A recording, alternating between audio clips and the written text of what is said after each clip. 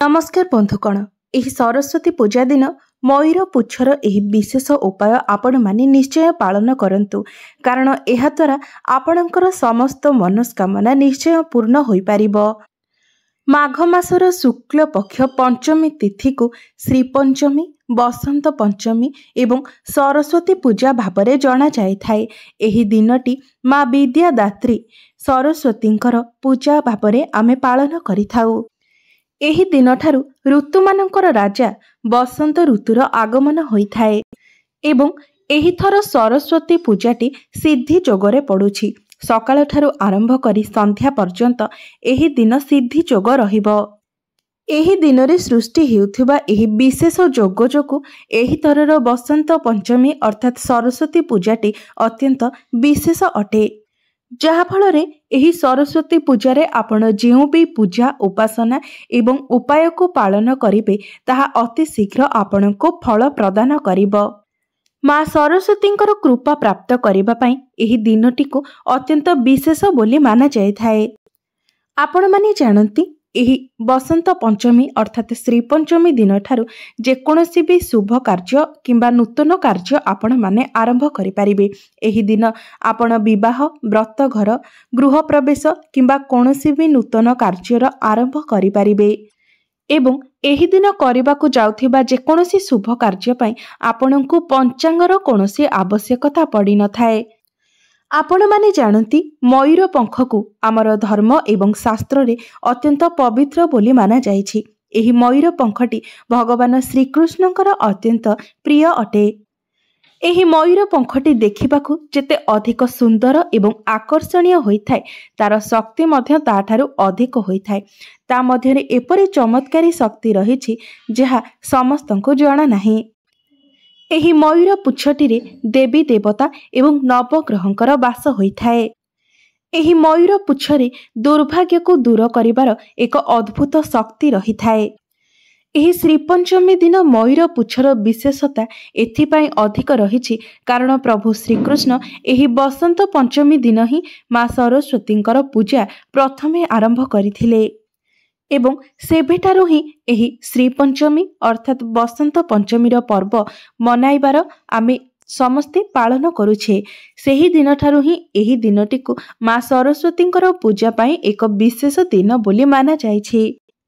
माँ सरस्वतींकर पूजारे एही मयूर पुच्छटी को अत्यंत महत्व प्रदान करा जाय थाए। तेबे आपण जदि एही श्री पंचमी दिन एही मयूर पुच्छर एही उपायटी पालन करे नियंती तेबे आपणकर घर एवं परिवार रे केबे भी धनर अभाव हेबो नाही एवं आपणक घरर एवं घरर सदस्य मानकर मध्य उत्तरोत्तर उन्नति हेबो। घरर एही दिगरे आपण एही दिन रखी दियंतु मयूर पुच्छ आपणकर गृहर उन्नतिर बाट खोली जिवो, धन आसीबार अनेक मार्ग मध्य खोली जिवो। तेबे बंधु माने भिडियोटी रे आगो को बढ़ेबा पूर्व भिडियोटी को लाइक करी चैनल टी को सब्सक्राइब करी दियंतु एवं कमेंट बॉक्स रे भक्ति एवं श्रद्धार सहित जय मां सरस्वती निश्चय लिखंतु। तेबे आसंतु जानिबा प्रथम उपायटी विषय। एथिपाई आपनकु तीनोटी मयूर पुच्छर आवश्यकता रहिछि एवं एथिपाई मध्य आपनकु बेसी किछि परिश्रम करिबाको पड़िबो नाही। तेबे एहा पूर्वरु आपण माने जानि रखिबा उचित जे एही मयूर पुच्छटी एक शक्तिशाली यंत्र अटे जहाकी तंत्र विद्यारे मध्य कार्य आसी थाए। प्राचीन कालरु ही आमर पूर्व पुरुष माने एहाको व्यवहार करि आसुछंती। आमर ज्योतिष शास्त्र एवं तंत्र विद्या सबुठारे एहार प्रयोग रहिछि। एही मयूर पुच्छटी भगवान श्रीकृष्ण, माँ सरस्वती, माँ लक्ष्मी, कार्तिक ए समस्त देवादेवी सहित मयूर पुच्छटी जड़ित अटे। एही मयूर पुच्छटी को जदि आपण बंशी सहित रखती तेबे आपणकर संपर्क रे मधुरता आसी थाए। आपणको गृहरे जदि नकारात्मक शक्ति बढ़ी जाए तेबे सेथिरे मध्य आपणको एही मयूर पुच्छटी साहाय्य करि पारिबो। घरे जदि नकारात्मक शक्तिर वृद्धि होइथाए तेबे घरु देवा देवी माने चली जाइथांती। सेठारु समस्त प्रकारर सकारात्मक शक्ति धीरे धीरे नाश होई जाइथाए जहा फलरे गृहरे अनेक अमंगल घटी थाए। तेणु एही गृहरु नकारात्मक शक्ति को दूर करबा पाई आपण माने मयूर पुच्छर एही उपायटी को निश्चय भाबरे पालन करिबा उचित। ସେଥିପାଇଁ ଆପଣ ପ୍ରତ୍ୟେକ ଦିନ ସନ୍ଧ୍ୟା ଦେବା ସମୟରେ ଯେତେବେଳେ ଆପଣ ସନ୍ଧ୍ୟା ଦେଇ ସାରୁଛନ୍ତି ଗୋଟିଏ ମୟୂର ପୁଚ୍ଛ ନେଇ ଘର ସାରା ଜୋରେ ଜୋରେ ହଲାଇବାକୁ ଲାଗନ୍ତୁ, ଯାହାଦ୍ୱାରା ଆପଣଙ୍କ ଗୃହରେ ଥିବା ସମସ୍ତ ନକାରାତ୍ମକ ଶକ୍ତି ଗୁଡ଼ିକ ଆପଣଙ୍କ ଘରୁ ବାହାରିଯିବ। ଏହି ଉପାୟଟି ଅତ୍ୟନ୍ତ ସହଜ, ମାତ୍ର ଏହା ଅତ୍ୟନ୍ତ ଲାଭପ୍ରଦ ଅଟେ। ଆପଣ ଯଦି ପ୍ରତିଦିନ ସନ୍ଧ୍ୟା ସମୟରେ ଏହି ଉପାୟଟିକୁ ପାଳନ କରନ୍ତି, ଆପଣଙ୍କ ଗୃହରୁ ସମସ୍ତ ନକାରାତ୍ମକ ଶକ୍ତି ଗୁଡ଼ିକ ସମ୍ପୂର୍ଣ୍ଣ ଭାବରେ ଚାଲି ଯାଇଥାଏ ଏବଂ ଗୃହରେ ସକାରାତ୍ମକ ଶକ୍ତିର ବୃଦ୍ଧି ହୋଇଥାଏ। ଯେଉଁ ଗୃହରେ ସକାରାତ୍ମକ ଶକ୍ତିର ବୃଦ୍ଧି ହୋଇଥାଏ ଏବଂ ସକାରାତ୍ମକ ଶକ୍ତି ଭରି ରହିଥାଏ, ସେହି ଗୃହରେ ମା ଲକ୍ଷ୍ମୀଙ୍କର ବାସ ହୋଇଥାଏ। ଏବଂ ଯେଉଁ ଗୃହରେ ମା ଲକ୍ଷ୍ମୀଙ୍କର ବାସ ହୋଇଥାଏ, ସେହି ଗୃହରେ କେବେ ବି ଧନର ଅଭାବ ହୋଇନଥାଏ କିମ୍ବା ସୁଖ ଶାନ୍ତିର ମଧ୍ୟ ଅଭାବ ହୋଇନଥାଏ। ତେବେ ଆସନ୍ତୁ ଜାଣିବା ଘରର ସେହି 3ଟି କୋଣ ବିଷୟରେ, ଯେଉଁ 3ଟି କୋଣରେ ଆପଣ ମୟୂର ପୁଚ୍ଛ ରଖିବା ଦ୍ୱାରା ଆପଣଙ୍କ ଗୃହରେ ସର୍ବଦା ସକାରାତ୍ମକ ଶକ୍ତିର ବୃଦ୍ଧି ହେବ ଏବଂ ସର୍ବଦା ପାଇଁ ଆପଣଙ୍କ ଗୃହରେ ମା ଲକ୍ଷ୍ମୀଙ୍କର ମଧ୍ୟ ବାସ ହେବ। ଏବଂ ଗୋଟିଏ ଶୁଭ ଦିନରେ ଆପଣ ଏହି ମୟୂର ପୁଚ୍ଛକୁ ଘରର ଏପରି ଏକ ସ୍ଥାନରେ ରଖନ୍ତୁ ଯେଉଁ ସ୍ଥାନରେ ସମସ୍ତଙ୍କର ନଜର ପଡ଼ିବ, କାରଣ ଏହି ମୟୂର ପୁଚ୍ଛଟି ସମସ୍ତ ନକାରାତ୍ମକ ଶକ୍ତିକୁ ନିଜ ଭିତରକୁ ଟାଣି ନେଇଥାଏ। ଏହି ମୟୂର ପୁଚ୍ଛର ଅନେକ ଗୁଡ଼ିଏ ଉପଯୋଗିତା ରହିଛି। ଯଦି କୌଣସି ବିଦ୍ୟାର୍ଥୀ ଅଭିମନ୍ତ୍ରିତ ମୟୂର ପୁଚ୍ଛକୁ ନେଇ ନିଜର ପୁସ୍ତକ ଭିତରେ ରଖନ୍ତି, ତେବେ ଏହା ସେମାନଙ୍କ ପାଇଁ ରାମବାଣ ସଦୃଶ କାର୍ଯ୍ୟ କରିଥାଏ। ଯଦି ଆପଣ ନିଜ ଘରର ପ୍ରତ୍ୟେକ ରୁମ୍ରେ ଗୋଟିଏ ଗୋଟିଏ ମୟୂର ପୁଚ୍ଛ ରଖନ୍ତି, ତେବେ ଆପଣଙ୍କ ଘରର ବାସ୍ତୁ ଦୋଷ କଟିଯାଇଥାଏ।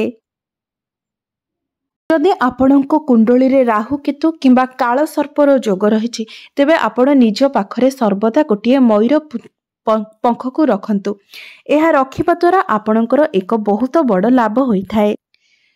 ଛୋଟ ଛୁଆଙ୍କ ପାଇଁ ଏକ ବିଶେଷ ଉପାୟ ହେଉଛି, ଯଦି ଆପଣଙ୍କର ଛୁଆ ବହୁତ ଅଧିକ ଜିଦ୍ଦି କରୁଛି, ତେବେ ଆପଣ ଗୋଟିଏ ମୟୂର ପୁଚ୍ଛ ନେଇ ତା ଆଗରେ ଜୋର ଜୋରରେ ହଲାଇ ସେହି ପବନକୁ ତା ଦେହରେ ବଜାଇବା ଦ୍ୱାରା ପିଲାର ଜିଦ୍ଦି ଧୀରେ ଧୀରେ କମ୍ ହୋଇଯାଇଥାଏ। ନଚେତ୍ ଆପଣ ଏହା ବି କରିପାରିବେ ଯେ ଆପଣଙ୍କ ଘରେ ଲାଗିଥିବା ଫ୍ୟାନ୍ରେ ମଧ୍ୟ ଆପଣ ମୟୂର ପୁଚ୍ଛ ଲଗାଇ ଦେଇପାରିବେ, ଯାହାଫଳରେ ସେହି ପବନ ମଧ୍ୟ ଆପଣଙ୍କ ପିଲା ଦେହରେ ବାଜିବା ଦ୍ୱାରା ତାର ଜିଦ୍ଦିପଣ ଧୀରେ ଧୀରେ କମ୍ ହୋଇଯାଇଥାଏ। ଯଦି ଆପଣଙ୍କ ଗୃହରେ ନବଜାତ ଶିଶୁ ରହିଛି, ତେବେ ତାଠାରୁ ନଜର ଦୋଷ କାଟିବା ପାଇଁ ତାର ଶୋଇବା ସେଜ ପାଖରେ ଆପଣ ଗୋଟିଏ ମୟୂର ପୁଚ୍ଛ ରଖିଦିଅନ୍ତୁ। ଏପରି କରିବା ଦ୍ୱାରା ପିଲା ଉପରେ କୌଣସି ବି କୁନଜରର ପ୍ରଭାବ ପଡ଼ିବ ନାହିଁ କିମ୍ବା ତାକୁ କୌଣସି ନଜର ଦୋଷ ମଧ୍ୟ ଲାଗିବ ନାହିଁ।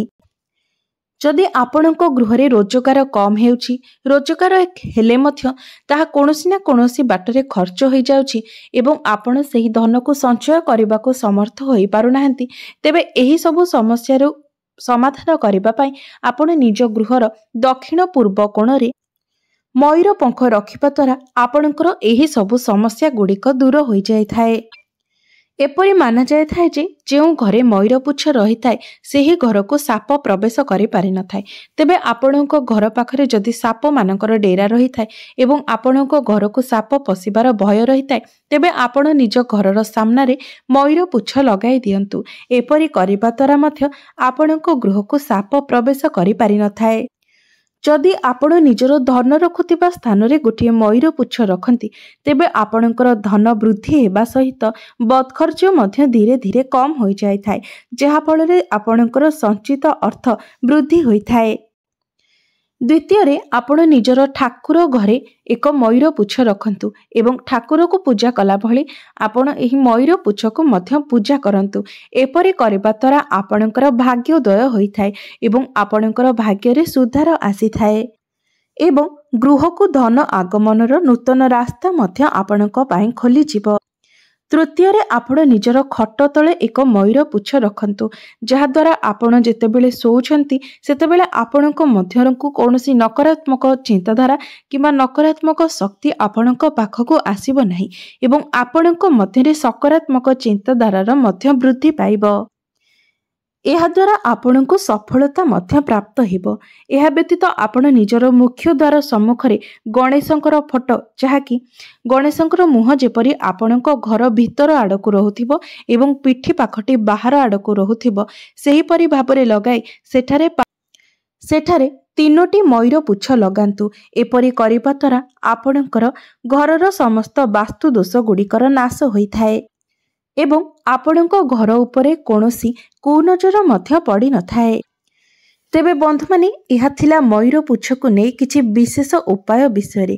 ତେବେ ଆପଣମାନଙ୍କୁ ଯଦି ଏହି ଭିଡ଼ିଓଟି ଭଲ ଲାଗିଥାଏ ତେବେ ଭିଡ଼ିଓଟିକୁ ଲାଇକ୍ କରି ଚ୍ୟାନେଲଟିକୁ ସବସ୍କ୍ରାଇବ୍ କରିଦେବେ ଏବଂ କମେଣ୍ଟ ବକ୍ସରେ ଭକ୍ତି ଏବଂ ଶ୍ରଦ୍ଧାର ସହିତ ଜୟ ମା ସରସ୍ୱତୀ ନିଶ୍ଚୟ ଲେଖିବେ ଏବଂ ଆପଣମାନେ ସମସ୍ତେ ଚେଷ୍ଟା କରିବେ ସରସ୍ୱତୀ ପୂଜା ଦିନ ଏହି ଉପାୟଟିକୁ ନିଶ୍ଚୟ ଭାବରେ ପାଳନ କରିବା ପାଇଁ।